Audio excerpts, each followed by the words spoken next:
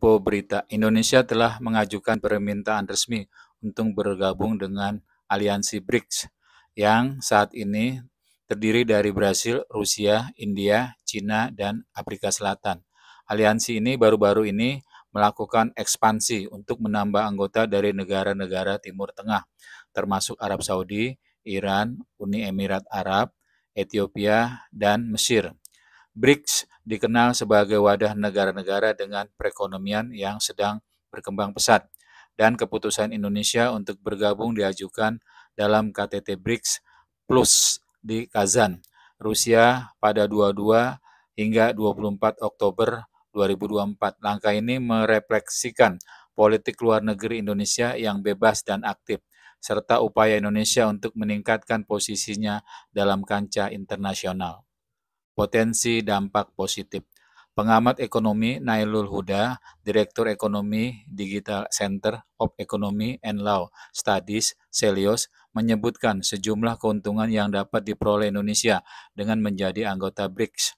Salah satu keuntungan utamanya adalah peningkatan akses Indonesia ke pasar ekonomi negara-negara BRICS yang berkembang pesat, seperti Cina, Rusia, dan India.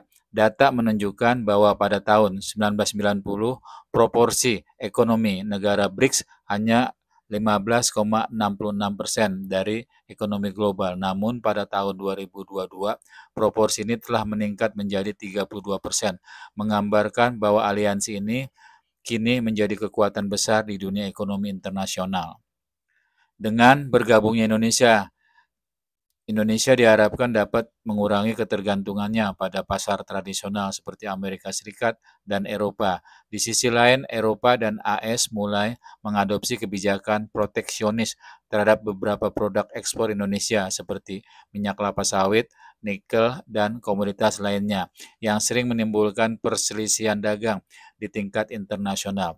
Ketergantungan pada negara-negara seperti AS terkadang mempengaruhi stabilitas ekonomi, dan dengan BRICS, Indonesia dapat memiliki diversifikasi pasar yang lebih luas. Selain itu, beberapa negara Timur Tengah yang telah bergabung dengan BRICS seperti Arab Saudi dan Uni Emirat Arab juga membuka peluang besar untuk Indonesia.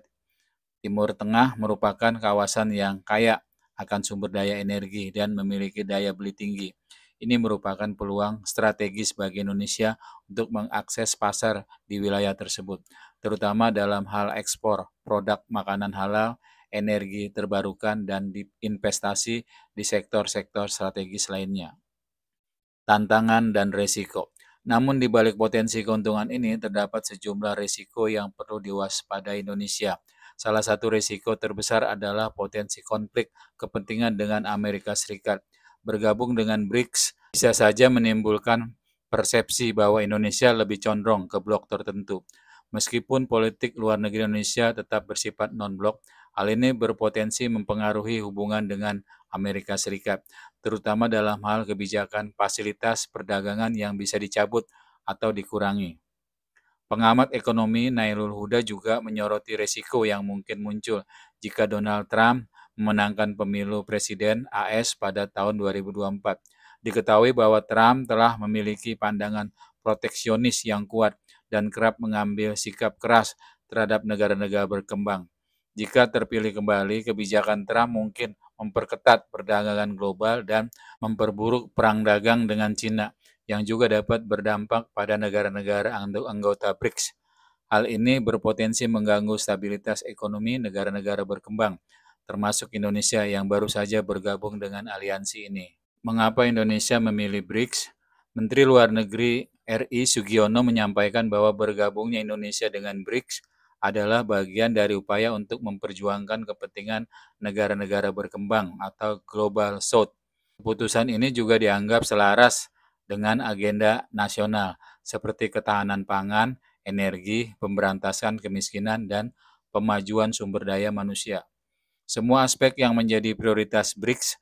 Selain itu, Indonesia juga ingin berperan aktif dalam reformasi sistem multilateral agar lebih inklusif dan representatif sesuai dengan kondisi global saat ini. Dalam pidatonya di KTT BRICS Plus, Sugiono juga mengajukan beberapa langkah konkret untuk memperkuat kerjasama dengan negara-negara global South, di antaranya menegakkan hak atas pembangunan yang adil, mendorong reformasi sistem multilateral yang lebih inklusif, dan memperkuat solidaritas di antara negara-negara berkembang. Ini menunjukkan bahwa Indonesia ingin menjadi penghubung yang mempererat kerjasama antara negara-negara berkembang tanpa harus masuk ke dalam blok politik yang berpihak pada negara adidaya. Dukungan untuk perdamaian dan solidaritas global.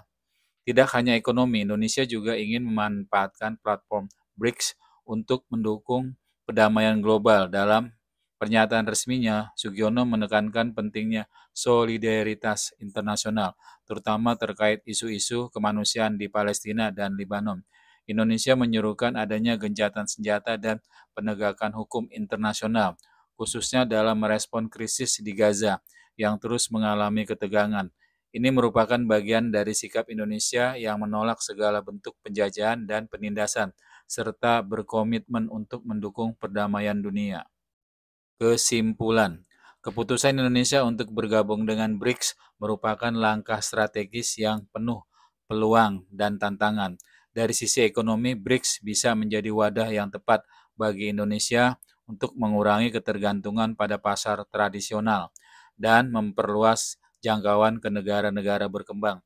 Namun, di sisi lain Indonesia juga harus menghadapi resiko diplomatik dan ekonomi, terutama dengan Amerika Serikat, yang mungkin melihat langkah ini sebagai ancaman terhadap kepentingan ekonominya. Kedepannya, Indonesia perlu memainkan perannya secara bijak dan tetap menjaga politik luar negeri bebas aktif, demi menjaga stabilitas hubungan internasional dan memastikan bahwa keanggotaan di BRICS benar-benar memberikan manfaat bagi pembangunan nasional dan kesejahteraan rakyat.